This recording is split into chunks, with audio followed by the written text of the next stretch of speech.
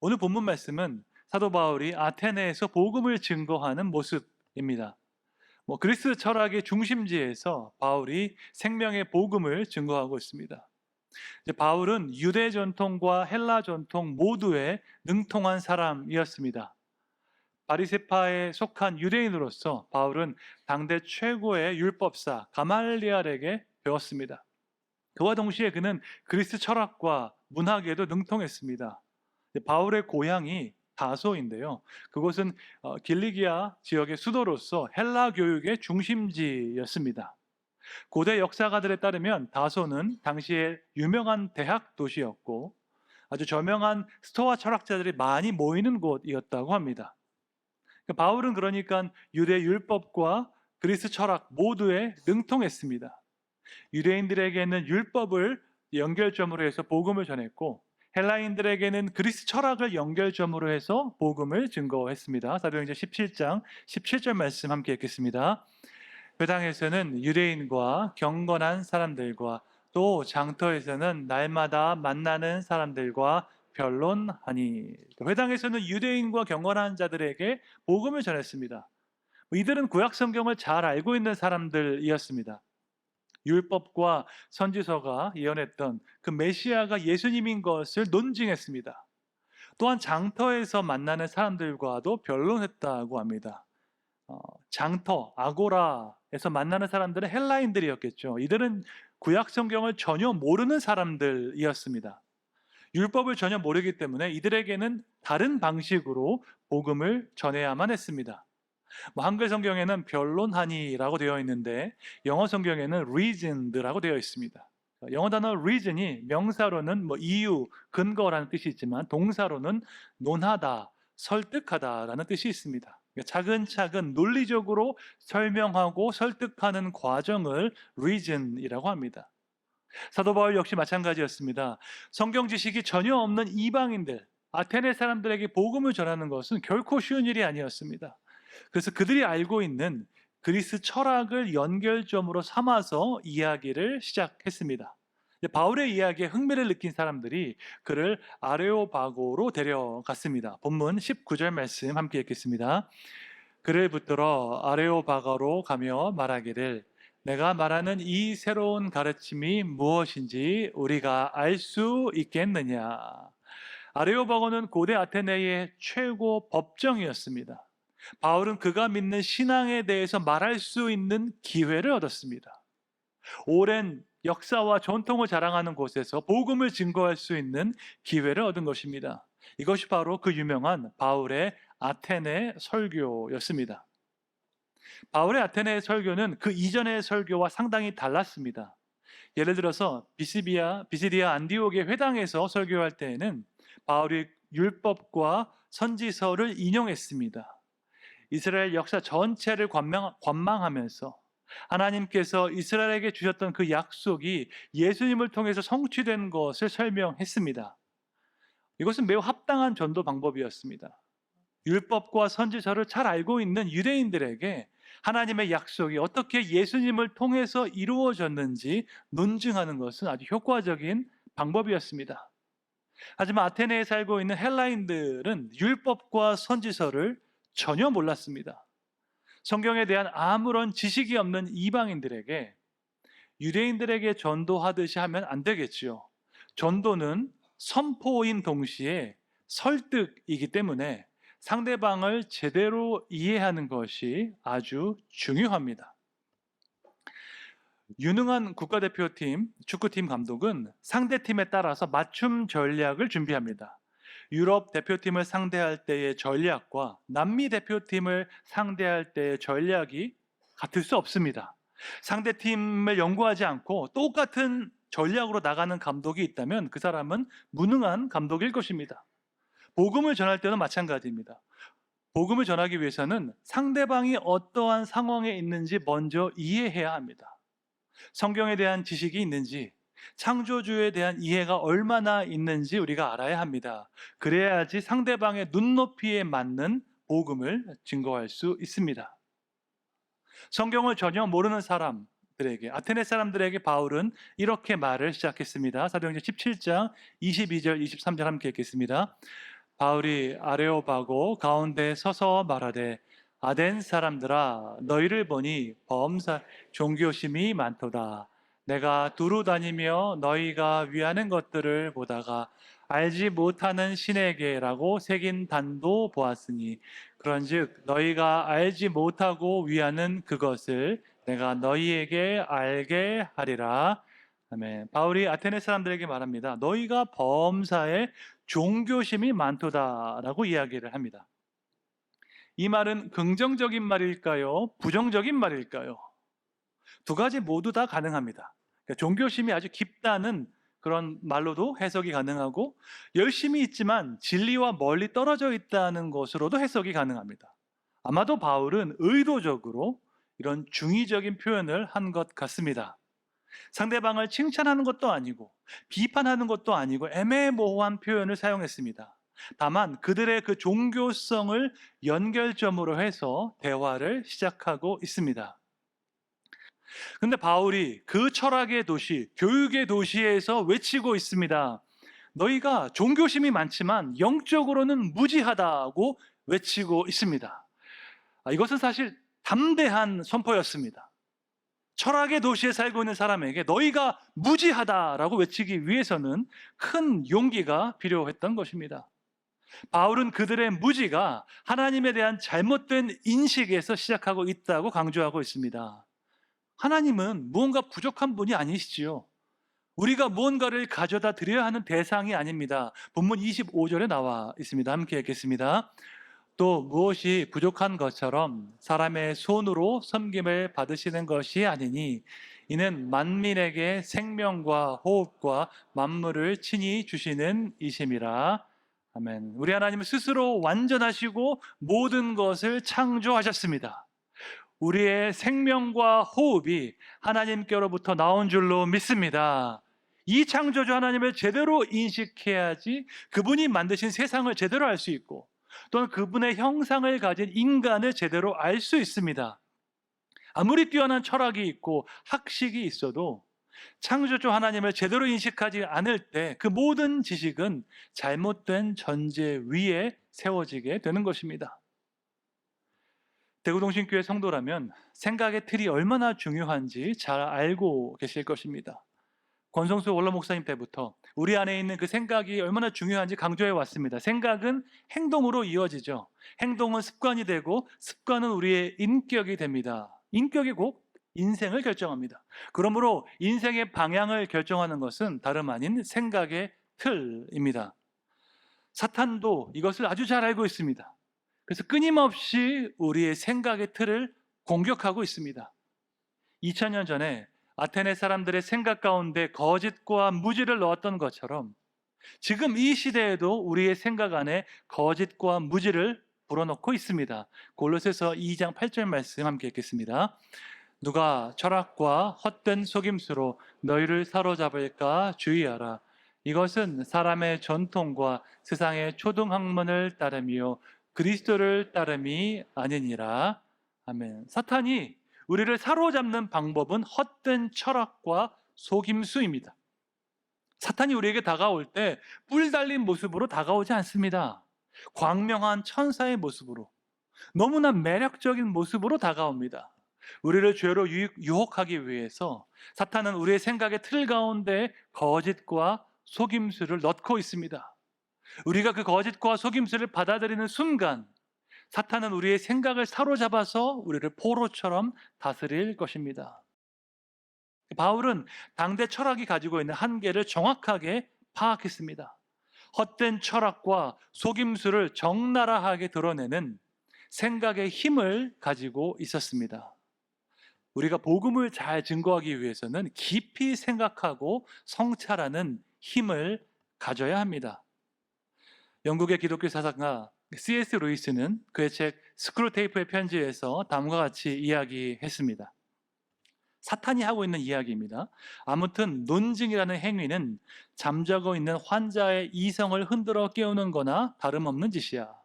그때그때 드는 생각들이야 어떻게든 그 흐름을 비틀어서 우리에게 유리하게 끌어올 수 있지만 내환자, 즉 그리스도인은 그런 사고의 과정을 통해 찰나적인 감각적 경험의 흐름에서 눈을 돌려 보편적인 주제에 관심을 기울이는 치명적인 버릇을 들이게 될 게다. 그러니 너는 무슨 일이 있어도 그의 시선을 감각적 경험의 흐름에 붙들어 두어야 해라고 이야기했습니다. 여러분, 이 말은 고참마귀가 신참마귀에게 하는 조언입니다. 그리스도인들을 유혹해서 지옥으로 끌고 가기 위해서는 이렇게 해야 한다고 조언하고 있습니다. 한마디로 마귀는 우리가 생각하지 못하도록 방해한다는 의미입니다. 보편적인 주제, 궁극적인 주제에 대해서 생각하지 못하도록 방해합니다. 온통 우리의 관심을 감각적인 경험에 두게 하고 있습니다. 마귀는 우리가 생각하는 것을 싫어합니다. 마귀는 우리가 성찰하는 것을 싫어합니다. 정말 그런가? 무엇이 진리인가? 이렇게 생각하는 것을 마귀는 너무너무 싫어합니다.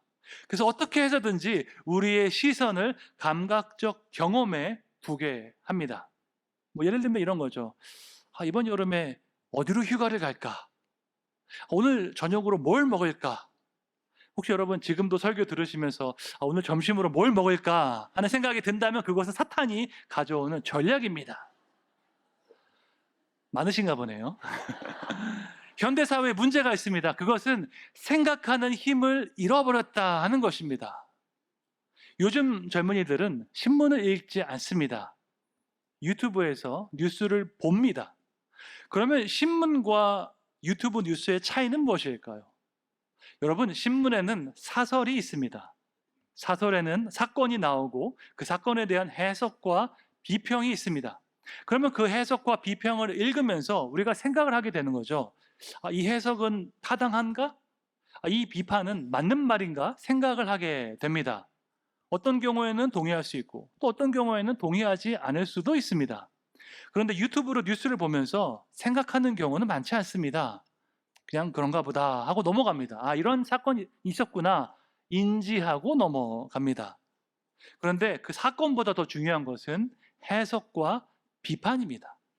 해석과 비판을 제대로 하려면 사설을 읽어야 합니다. 사탄은 그리스도인들이 생각하는 것을 싫어합니다. 그러므로 어떻게든 우리가 생각하지 못하도록 우리의 주의를 분산시키고 있습니다. 사탄이 또 싫어하는 것이 있습니다. 그것은 우리가 책을 읽는 것입니다. 특별히 하나님의 말씀, 성경을 읽는 것입니다. 그래서 사탄은 우리가 이 일을 못하도록 온갖 방해를 하고 있습니다. 성경을 읽고 정말로 그러한가 깊이 생각하는 것은 사탄이 싫어하는 일입니다. 사탄이 싫어하는 일은 당연히 하나님께서 좋아하시는 일입니다. 사도행전 17장 11절에 나와 있습니다. 함께 읽겠습니다. 베레아에 있는 사람들은 데살로니가에 있는 사람들보다 더 너그러워서 간절한 마음으로 말씀을 받고 이것이 그러한가 하여 날마다 성경을 상고함으로. 베레아에 있는 사람들은 간절한 마음으로 말씀을 받았습니다. 그리고 이것이 정말로 사실인가 날마다 성경을 상고했습니다. 영어 성경으로 보면 examine이라고 되어 있습니다. 성경을 아주 자세하게 살펴보고 조사하고 검토하는 것입니다. 정말로 그런가? 이것이 정말로 진리인가? 고민하고 성찰해야 합니다. 깊이 생각하는 사람이 진리를 발견할 수 있고 또한 자기 자신을 제대로 이해할 수 있습니다. 깊이 생각하지 않으면 진리를 알 수도 없고 또한 자기 자신을 제대로 이해할 수도 없습니다. 깊이 생각하기 위해서는 질문을 해야 합니다. 아무 생각 없이 사는 것이 아니라 정말 그런가? 무엇이 진리인가? 라고 질문하고 성찰해야 합니다. 무엇보다도 하나님의 말씀의 성경을 가까이 하여서 여러분의 생각의 틀이 변화되시기를 주님의 이름으로 축원합니다. 새로운 시대는 새로운 질문을 제기합니다. 인생의 의미에 대해서, 현실 세계에 대해서 새로운 질문을 제기합니다. 예를 들면 이런 질문이 있겠습니다. 인공지능 AI 시대의 인간됨의 의미는 무엇인가? 신유물론 시대의 존재의 가치는 어디에서 나오는가? 디지털 시대에 교회 공동체, 가족 공동체의 의미와 중요성은 무엇인가? 어려운 질문이지요. 이런 질문은 어느 한 사람이 답할 수 없습니다. 어느 한 교회가 답할 수도 없습니다. 각 분야의 전문가들, 학자들, 사역자들이 모여서 함께 고민하고 함께 성찰해야 합니다. 이것이 바로 로잔 대회가 열리는 목적입니다. 오는 9월 한국에서 열리는 제4차 로잔 대회는 일회적인 이벤트가 아닙니다. 20년마다 한 번씩 열리는 그런 국제 이벤트가 아닙니다.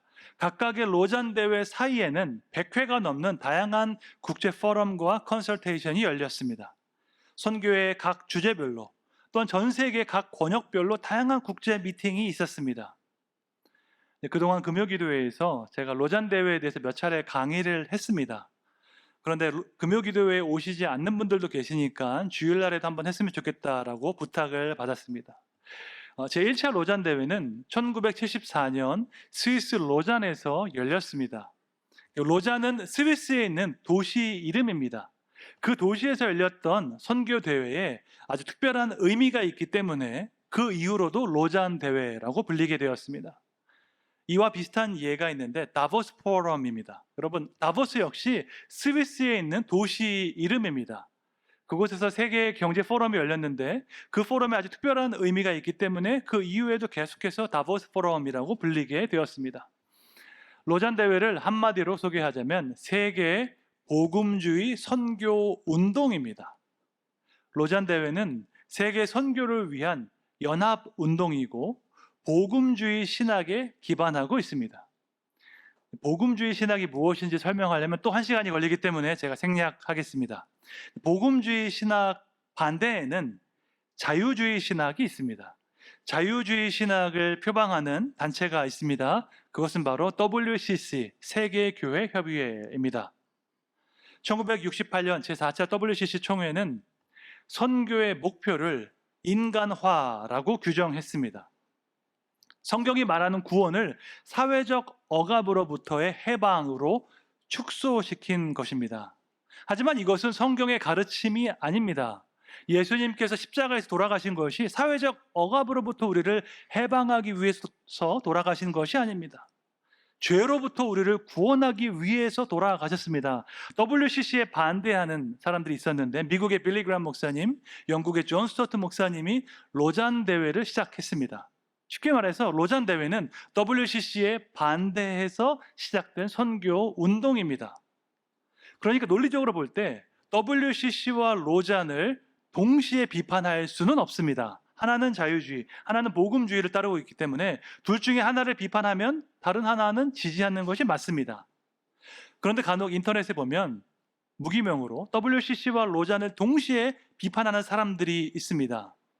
이것은 논리적으로 성립될 수 없는 주장을 하고 있는 것이지요. 논리적으로 성립될 수 없는 주장을 하고 있는 사람에게 우리가 논리적으로 설명할 수가 없습니다.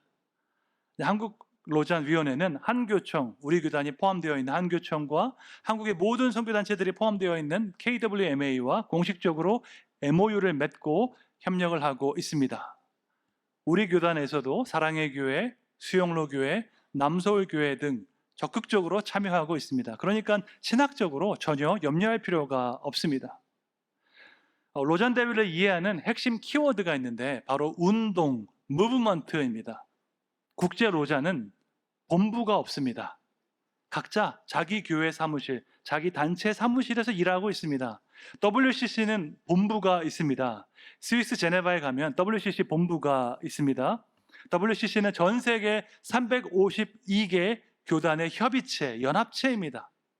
반면에 로잔은 세계 선교에 참여하는 사람들의 자발적인 운동입니다. 자발적인 운동이기 때문에 아주 역동적이고 또한 창의적입니다. 누군가 중앙에서 지휘하고 통제하지 않기 때문에 새로운 시도와 새로운 전략이 활발하게 논의되고 있습니다. 지금까지 3번의 로잔 대회가 있었는데 각각의 대회를 통해서 놀라운 선교적 혁신이 있었습니다. 1차 대회에서는 미전도 종족이라는 개념이 처음으로 소개되었습니다. 그동안은 선교를 국가 단위로 생각했는데 처음으로 종족 단위로 선교를 생각하게 된 것입니다. 여러분 전 세계 국가가 200여 개 있지만 종족으로 따지면 17,000개가 넘는 종족이 있습니다. 그러므로 200여 개의 국가를 바라볼 것이 아니라 17,000개가 넘는 종족을 바라보며 우리가 선교에 임해야 한다는 것입니다. 2차 로잔 대회에서는 템포러리 윈도우라는 개념이 주창되었습니다. 미전도 종족이 밀집되어 있는 지역을 살펴보니까 북위 10도에서 북위 40도 사이라는 거죠. 북아프리카, 중동, 인도, 무슬림, 힌두권, 공산권, 중국 다 포함된 지역, 이 지역으로 더 많은 선교사를 파송해야 한다는 개념입니다. 3차 로잔 대회에서는 비즈니스 에즈 미션, 디아스포라 미션이 강조되었습니다. 지금이야 비즈니스 미션이 아주 당연한 개념이지만 15년 전만 해도 매우 생소한 개념이었습니다. 여러분 지금이야 우리가 이주민 선교 열심히 하고 있지만 15년 전만 해도 이주민 선교를 위한 네트워크가 거의 없었습니다. 이와 같이 로잔 대회는 변화하는 시대에 맞는 새로운 선교 전략을 논의하는 자리입니다. 그러니까 일반인들이 모이는 자리가 아니라 선교단체의 대표들이 모이는 자리이고 이미 2년 전에 참가자들이 다 선정되어서 초청장이 나갔습니다. 새로운 시대는 새로운 질문을 제기합니다. 새로운 질문은 새로운 성찰을 요구합니다. 4차 로잔 대회는 4차 산업혁명 시대가 던지는 그 질문에 대한 선교적인 성찰을 하는 자리입니다. 그래서 국제 로잔은 지난 2년간 글로벌 공청회를 하고 또 그 이후에 2년간 연구를 통해서 현대 선교에서 중요한 10개의 핵심 질문을 파악했습니다. 다음과 같습니다. 다중심적 기독교는 무엇인가? 희망은 어디에서 오는가? 신뢰의 기반은 무엇인가? 인구 통계적 변화는 어떠한가? 공동체란 무엇인가? 공평과 공의는 무엇인가? 지속 가능성은 무엇인가? 인간됨의 의미는 무엇인가? 디지털 라이프란 무엇인가? 디지털 시대의 사역은 무엇인가? 각각의 질문에는 서너 개의 소주제가 있습니다. 총 40개의 핵심 이슈를 통해서 세계 선교의 현실을 우리가 고찰하고 고민하고 있습니다. 이것이 바로 대위임령 현황 보고서입니다. 400페이지에 달하는 이 보고서가 지난 4월 달에 출간되었고 로잔 대회 참가자들은 이 보고서를 읽고 연구한 이후에 각각의 핵심 이슈에 대해서 토론할 예정입니다. 제가 지난 3차 로잔 대회에 참석했는데 그때는 이런 보고서가 없었습니다. 당시에는 로잔 운동이 아주 쇠약했던 시기였기 때문에 사전 작업이 거의 없었습니다. 그에 비하면 이번에는 2년간의 공청회와 2년간의 사전 연구를 통해서 현대 선교의 중요한 이슈를 충분히 숙지하고 모이는 대회입니다. 여러분, 선교는 이렇게 총체적이고 우리의 삶 모든 영역을 포함하고 있습니다. 예수님 믿고 교회에 가는 것이 선교의 완성이 아닙니다. 생각의 틀이 변화되어서 성경적인 가치관을 가지고 사회의 모든 영역으로 나아가는 것입니다. 전 세계에서 모인 5천 명의 선교 리더들이 이것을 논하는 자리가 바로 로잔 대회입니다. 이것이 얼마나 중요한지 알기 때문에 우리 교회도 적극적으로 참여하고 있습니다. 기독교 역사의 길이 남을 이 대회를 위해서 함께 기도해 주시고 후원해 주시기를 부탁드립니다. 우리 시대가 던지는 새로운 질문을 가지고 함께 고민하고 함께 기도할 때에 모든 지혜의 근본 되신 하나님께서 지혜와 통찰력을 주실 줄로 믿습니다. 새로운 시대는 새로운 질문을 제기합니다. 새로운 질문은 새로운 성찰을 요구합니다. 하나님의 말씀을 함께 성찰하고 새로운 선교의 전략을 성찰해야 합니다. 고린도 후서 10장 4절 5절 말씀 함께 읽겠습니다. 우리의 싸우는 무기는 육신에 속한 것이 아니요 오직 어떤 견고한 짐도 무너뜨리는 하나님의 능력이라. 모든 이론을 무너뜨리며 하나님 아는 것을 대적하여 높아진 것을 다 무너뜨리고 모든 생각을 사로잡아 그리스도에게 복종하게 하니. 아멘. 우리의 무기는 육신의 힘이 아니라 생각의 힘입니다. 진정한 생각의 힘은 하나님의 말씀인 성경에서 나오는 줄로 믿습니다. 하나님을 대적하여 높아진 모든 이론을 무너뜨려서 우리의 모든 생각을 그리스도께 복종하게 해야 할 줄로 믿습니다. 지혜의 근본 되신 하나님 안에 거함으로써 진정한 생각의 힘을 가진 참된 예수님의 제자가 되시기를 주님의 이름으로 축원합니다.